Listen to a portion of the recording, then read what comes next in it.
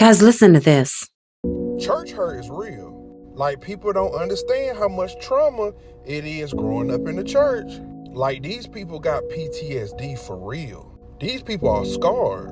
These people don't want to step back into a church because of how they was done, how they was judged, how they was talked about, how they was ridiculed. I hear folks all the time say, man, the church folks, them the worst ones. And it be like that for real. All the church secrets and all of the stuff that been swept under the rug for years.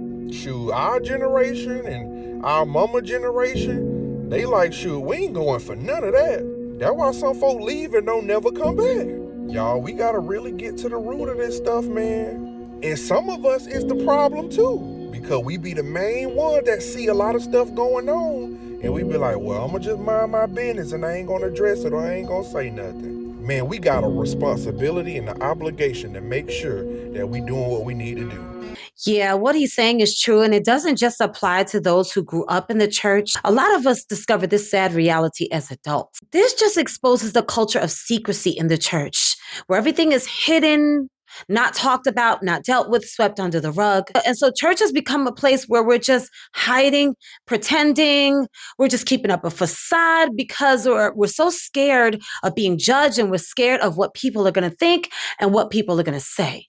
So how people see us becomes more important than how God sees us. And it becomes a very uncomfortable place for those of us who actually trust God, for those of us who actually learned to pray, to study the word, and get to know him intimately through relationship. Because here we are in church believing that we are among Christians and that we are all the body of Christ. We've been set free, and that's the will of God, to set the captives free, right?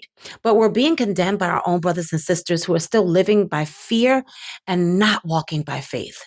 Because we're not the ones who are acting anymore. We've gotten to know Jesus personally and intimately, and we know that we don't have to do anything to impress people. And we find ourselves being very uncomfortable and thinking that we're surrounded by people who are like us and realizing we're not. Because if you've actually been set free, healed, and delivered, you can't fit into a culture that still hides and pretends. Remember, this walk is about getting to know God intimately and worshiping him in spirit and in truth. It's not about trying to impress people. And once we learn that lesson, the church will indeed be what it was meant to be.